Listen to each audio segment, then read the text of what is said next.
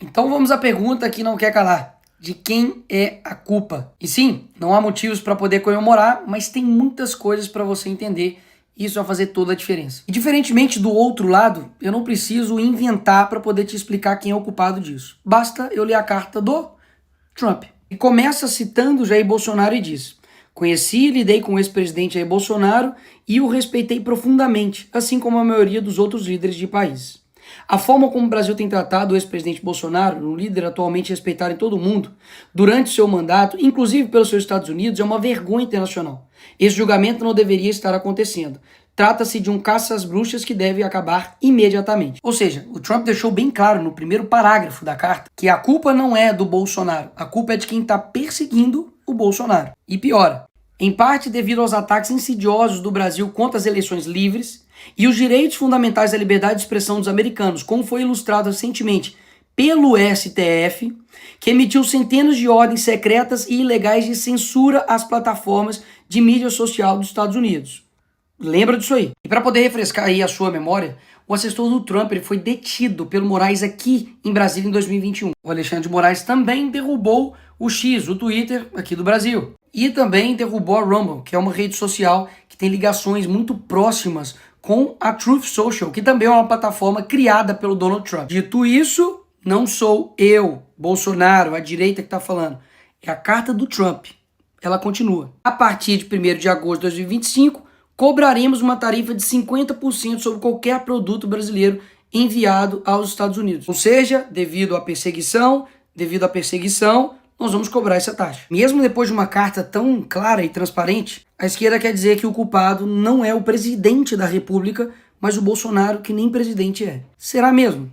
Vamos ver. Lula, antes mesmo das eleições, já falava que o Trump era nazismo com outra cara e chamou ele de desumano. O Lula deixou navios de guerra do Irã atracar aqui no Brasil, mesmo os Estados Unidos fazendo pressão contrária. O Alckmin, que é vice do Lula, participou de um evento no Irã ao lado do líder do Hamas e outros 3 líderes terroristas. Voltou até a exigir visto para os cidadãos dos Estados Unidos para entrar aqui no Brasil. Foi destaque no mundo inteiro quando comparou as ações de Israel a Hitler.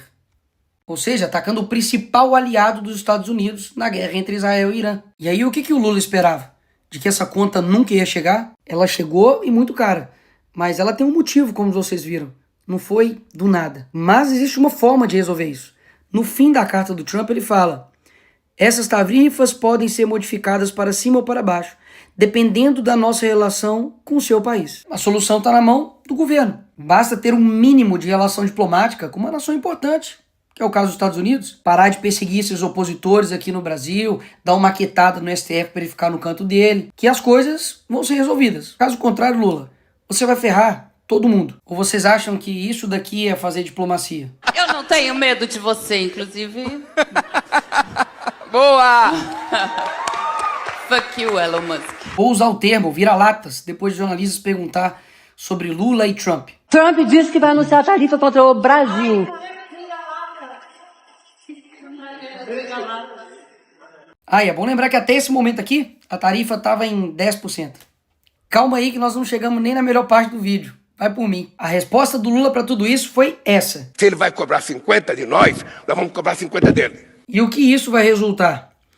Se por algum motivo o senhor decidir aumentar suas tarifas, então qualquer que seja o número que escolher aumentá-las, será acrescentado aos 50% que cobraremos. Se o Lula vai cobrar 50, eles também vão colocar mais 50 nessa conta. Enquanto isso, uma nação que decidiu ter diplomacia com os Estados Unidos, que é a Argentina, aprovou um acordo que garante tarifa zero para 80% das exportações argentinas. Como deve ser bom ter um presidente, né? Sabe por que eles estão dizendo que o Brasil não pode recuar a esse tipo de medida de fora? Porque nós defendemos a soberania nacional. E é aqui que o vídeo fica interessante. A esquerda, que está dizendo aí que defende a soberania nacional, tem uma organização que chama Folha de São Paulo, desde 1990, que interfere ativamente nas eleições e no processo democrático de todos os países da América Latina. E quem está dizendo isso não sou eu, é o Lula. Parte da chegada da esquerda ao poder na América Latina pela existência dessa cosita chamada Fórum de São Paulo. E aqui, com o José Dirceu, amigo do Lula e mentor do PT, deixou as coisas ainda mais claras. Nós já lutávamos por isso e já trabalhávamos por isso, inclusive porque nós criamos o Fórum de São Paulo, que lutava para isso, Depois criamos ainda um grupo de Marbella, que é o nome da cidade, do hotel onde nós fomos no Chile, que se reuniu. Todos depois foram eleitos presidente da República. Todos foram. Todos. Então quer dizer que os Estados Unidos não pode aplicar uma sanção em defesa da liberdade, mas eles podem interferir em todos os outros países da América Latina para poder implementar, literalmente, ditaduras. E pausa. Quem é pior? Um país que taxa o outro país para poder defender a liberdade de outro país? Ou um país que taxa o seu próprio povo para poder bancar um governo? E aí? Quem é pior? Lula pede ajuda à China para regular redes no Brasil. Ora, isso aqui não ataca a nossa soberania nacional? Quando o PT lá em 2016 pediu proteção internacional diante do impeachment da Dilma, não era ataque à soberania nacional, né? Tenho certeza, não era interferência, era só uma ajuda, né? Quando a Gleisi, deputada do PT, pediu numa TV árabe ajuda a todo mundo árabe pela liberdade do Lula, aí não era interferência. Além dessa balela que eles dizem defender a soberania nacional, eles também não respeitam a soberania nacional dos outros países, pelo visto também não. Foi lá na Argentina visitar uma condenada por corrupção e fazer lá cartazinho para ela ser livre, em outro país. Eu já ia me esquecendo, esse aqui é bom demais. Aqui está o Felipe Neto pedindo ajuda internacional para o John Biden, para Kamala Harris, para poder conter o Bolsonaro aqui quando ele era presidente. Como eu disse, qual que era a desculpa deles? De que nós não precisamos de intervenção, mas precisamos de ajuda. Quando somos nós, é intervenção. Quando é a esquerda pedindo, não é intervenção, é ajuda. A Dilma também, quando foi nos Estados Unidos e na Europa buscar apoio contra a prisão do Lula, com certeza também não foi pedir nenhuma intervenção no Brasil, né? Até mesmo porque o Lula estava na Noruega. Por fim, o que esses dois aqui estavam achando? De que eles iam implantar aqui uma ditadura, calar seus opositores, perseguir, deixar inelegível por nada. Porque eu não sei se você sabe, Bolsonaro não está inelegível porque ele tentou dar um golpe. Foi porque ele fez uma reunião com embaixadores. Convenhamos, né? Derrubar a rede social, se aliar a ditaduras, e tudo isso não teria um preço. E ninguém do mundo livre lá fora olharia e falaria, opa, peraí, vamos conversar. Mas como nunca teve esse relacionamento, afinal de contas, o Lula diz que ainda não teve interesse em conversar com Trump, um dos únicos líderes mundiais a não se encontrar com ele. Por essas razões, a sanção econômica veio. E repito, ruim para o Brasil. Mas como você viu, existe um porquê. Ignorar a boa diplomacia, promover perseguição, censura e ainda fazer provocações baratas vai custar muito caro para o Brasil. Enfim, eu avisei. Se a gente não parasse o Lula ia parar o Brasil. Se o Lula é o pai dos pobres, ele só tá fazendo mais filhos. É isso mesmo. Ano que vem vai completar 18 anos que o governo do PT está no poder do nosso país. Mas eles juram de pé que nada é culpa deles. Por exemplo, é uma coincidência dos estados com a maior taxa de homicídio no Brasil, todos os governadores serem do PT. Com certeza isso também não é culpa deles. É uma mera coincidência de que as regiões onde a esquerda mais dominou, como o Norte e o Nordeste, apresentam piores índices do sistema de saúde. Mas, com certeza, a culpa não é deles também. Ou seja, basicamente, a esquerda olha para ela e fala, a culpa é minha e eu coloco em quem quiser. E eu vou colocar em quem? Nos ricos. E a tentativa deles é a mesma de anos. Ficar fazendo uma luta de nós contra eles, ricos contra pobres, negro contra branco, ateu contra cristão, enfim. Dessa forma, eles vão dividindo para poder conquistar. E é óbvio que tem desigualdade aqui no nosso país. E sim, tô falando que todo rico aí é bonzinho e gente boa, não. Mas você vai taxar os super ricos e aí? E no próximo dia, o que vai acontecer? Eles vão embora. Simples assim. Como aconteceu, por exemplo, na Noruega, que foram embora, óbvio. Para que eles vão ficar no país que está taxando eles? Mas, Nicolas, qual é a consequência disso para a minha vida? Com essas pessoas saindo do Brasil, consequentemente, as empresas deles também saem do Brasil. Então, menos empregos. Você tem falta de investimento e, principalmente, falta de arrecadação, até mesmo para o Estado, que está querendo taxar eles, porque eles vão embora. As empresas saindo daqui, elas levam consigo as suas fábricas, toda a cadeia de produção e, consequentemente, você tem menor acesso aos produtos. Isso gera o quê? Inflação, menor competitividade e preços mais caros. Eu não vou nem falar da fuga de cérebros, né, de mentes pensantes, que vão sair daqui e ir para outros países que têm melhor condições de desenvolver. O que eles estão querendo te vender como um bom esquerdista é de que fazendo isso daqui, você vai ter a solução de todos os problemas do país. E não, é uma mentira. Quando a esquerda pega para poder defender isso, é um desastre. Alíquota de 6% no IOF. Movimentou R$1.000, paga 60 centavos. R$10.000, paga R$6. R$100.000, paga R$60. Ou seja, não parece ser tão pesado assim, né? Se você não viu o erro nessa conta aqui, parabéns. Tem alguém que está orgulhoso de você.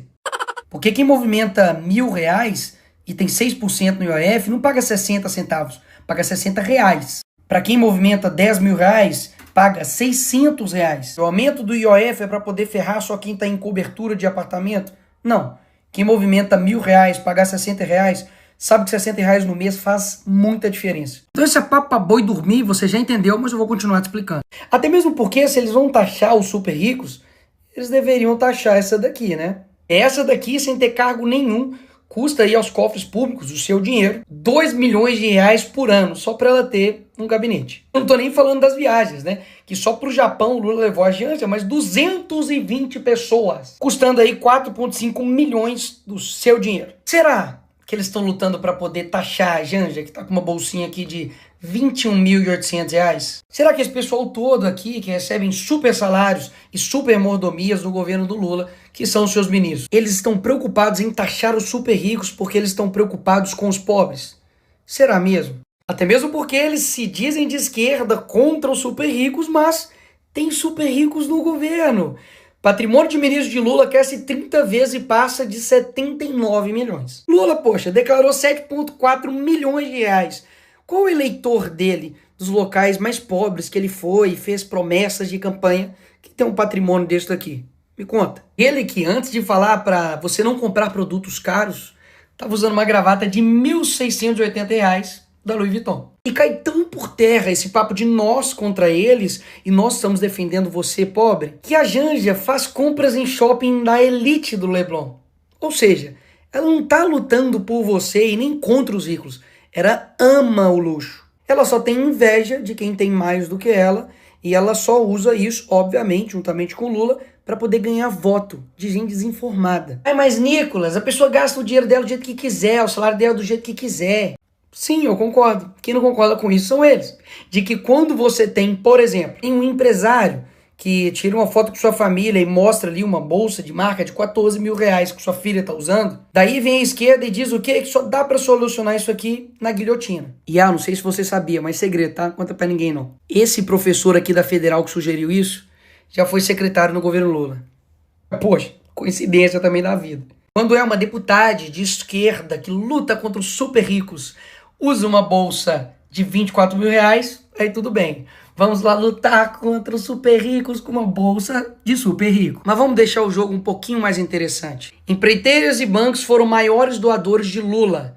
Na campanha dele, contribuíram com 24 milhões na reeleição dele. O Palocci, que era ministro do Lula, falou que em troca de favores, bancos doaram 50 milhões ao PT durante o governo Lula e Dilma. O lucro dos 4 maiores bancos brasileiros atinge recorde nominal em 2024, 108 bilhões. Quem é o presidente em 2024? Lula. Como os bancos lucraram como nunca no primeiro ano do governo Lula? Governo salva negócio bilionário dos irmãos Batista. Ai, peraí. Então quer dizer que os financiadores de campanha do Lula são bilionários, de que ele ajudou negociações de bilionários, que as corrupções que foram feitas foram com empresas bilionárias. E eles estão falando que são contra bilionários? Essa não cola, porque a gente sabe qual foi o governo mais corrupto da história. Pra vocês terem ideia, mesmo que talvez você seja um esquerdista, um petista, que tem 2 neurônios, que fala que o mensalão e tudo, foi tudo uma armação, 25 bilhões já retornaram aos cofres públicos, ou seja, dinheiro roubado que foi recuperado. E quantos hospitais dava para fazer com esse dinheiro? Quantas escolas, quantas rodovias, quantas melhorias na saúde não dava para poder ajudar o brasileiro com essa grana? E aí você vem me falar que eles estão ao lado do pobre e a gente está contrário ao pobre e está a favor do rico? Peraí. A gasolina ficou 12,5 mais cara no primeiro ano do governo Lula. Lula sancionou a taxa da blusinha, a famosa Shopee. Sei que tem gente mentindo aí falando que eu votei para taxar as blusinhas da Shopee, mas mais uma vez, fake news da esquerda. Aqui está a votação da urgência desse projeto. E eu votei não, porque eu sou contrário à taxação da blusinha da Shopee. Enquanto a esquerda votou como? Sim! E depois a outra votação foi simbólica, então não dá para votar cada um lá. E por isso que a votação que deve contar é essa, porque essa daqui mostra quem realmente estava contra desde o início e quem estava a favor. Plim! Em apenas 14 dias, o governo Lula torrou 63 milhões em viagens. Em 2025 já ultrapassa 677 milhões. Isso aqui é se preocupar com o pobre. Isso aqui, de fato, é cuidar do dinheiro do pagador de imposto preocupado com você e demonstra mais o cuidado com o pobre. Você falar que é o pai dos pobres, falar que eu quero taxar os super ricos e gastar isso aqui em viagens, enquanto poderia estar sendo investido em milhares de prioridades. O Lula, assim como o PT, parou no tempo. Ele quer utilizar a mesma narrativa, a mesma tática para poder colocar um contra o outro. A população briga e eles vencem. Podia ter pelo menos parado no tempo quando ele foi preso, né? Seria melhor. Mas não, ele tá solto e continua fazendo as mesmas promessas mentirosas. Se ao final do meu mandato, Se quando eu terminar esse mandato, todos os brasileiros tiverem a possibilidade de tomar café da manhã, cada brasileiro tiver tomando café, almoçar e jantar, tiver almoçando e tiver jantando, terei cumprido a missão da minha vida. terei cumprido a missão da minha vida. Mais de 20 anos se passaram e o Brasil continua o mesmo. Um Brasil prometido que nunca chega. E dá uma dor no coração, né? Porque a gente tem a melhor comida do mundo. Nós somos as pessoas mais receptivas do mundo. A gente tem uma fauna, uma flora, uma terra que você planta pedra, nasce uma árvore de pedra. Tudo aqui é bom. Deus deu pra gente um presente gigantesco. Mas, assim, parece que tem uma trava, né? E de fato tem. Essa trava chama PT, chama esquerda. Enquanto as pessoas continuarem fazendo as mesmas escolhas, esperando resultado diferente do Brasil, a gente vai continuar tendo aqui essas lágrimas mentirosas e que geram lágrimas reais pro povo brasileiro.